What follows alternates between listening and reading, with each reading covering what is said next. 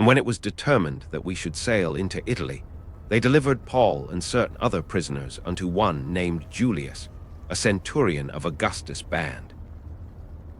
And entering into a ship of Adramyttium, we launched, meaning to sail by the coasts of Asia, one Aristarchus, a Macedonian of Thessalonica, being with us.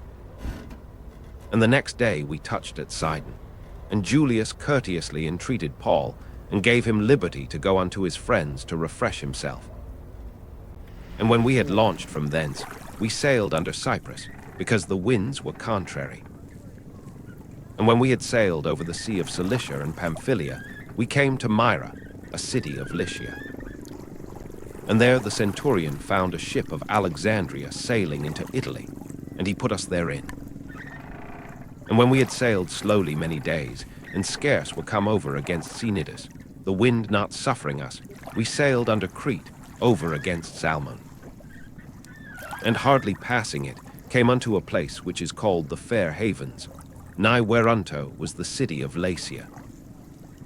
Now when much time was spent, and when sailing was now dangerous, because the fast was now already past, Paul admonished them, and said unto them, Sirs, I perceive that this voyage will be with hurt and much damage, not only of the lading and ship, but also of our lives.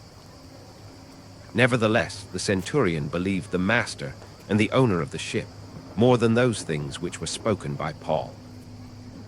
And because the haven was not commodious to winter in, the more part advised to depart thence also, if by any means they might attain to Phenice, and there to winter, which is an haven of Crete, and lieth toward the southwest and northwest.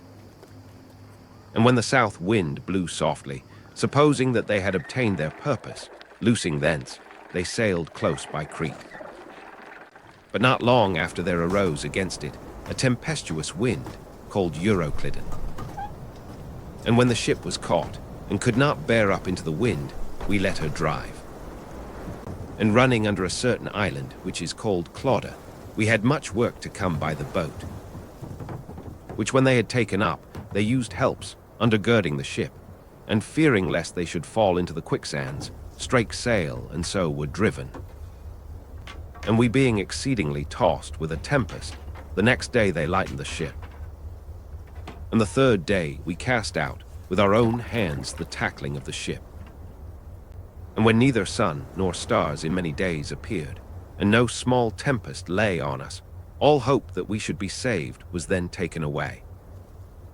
But after long abstinence, Paul stood forth in the midst of them, and said, Sirs, ye should have hearkened unto me, and not have loosed from Crete, and to have gained this harm and loss. And now I exhort you to be of good cheer, for there shall be no loss of any man's life among you, but of the ship.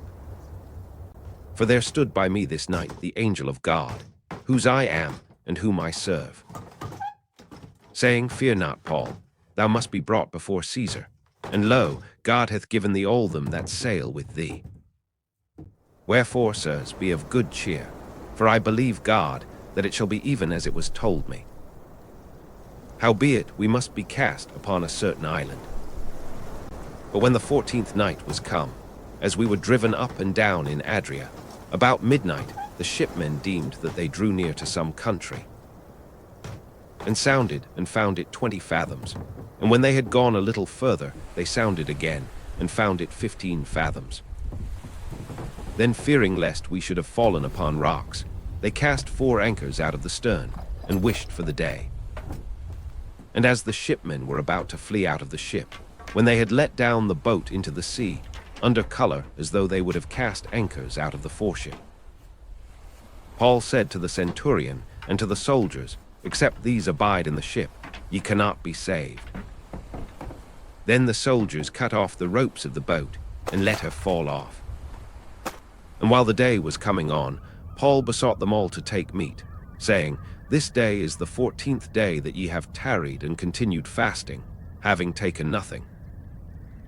Wherefore I pray you to take some meat, for this is for your health, for there shall not an hair fall from the head of any of you. And when he had thus spoken, he took bread, and gave thanks to God in presence of them all. And when he had broken it, he began to eat. Then were they all of good cheer, and they also took some meat. And we were in all in the ship 260 souls. And when they had eaten enough, they lightened the ship, and cast out the wheat into the sea. And when it was day, they knew not the land, but they discovered a certain creek with a shore, into the which they were minded, if it were possible, to thrust in the ship. And when they had taken up the anchors, they committed themselves unto the sea, and loosed the rudder bands, and hoised up the mainsail to the wind, and made toward shore. And falling into a place where two seas met, they ran the ship aground, and the forepart stuck fast, and remained unmovable, but the hinder part was broken with the violence of the waves. And the soldiers' counsel was to kill the prisoners, lest any of them should swim out and escape.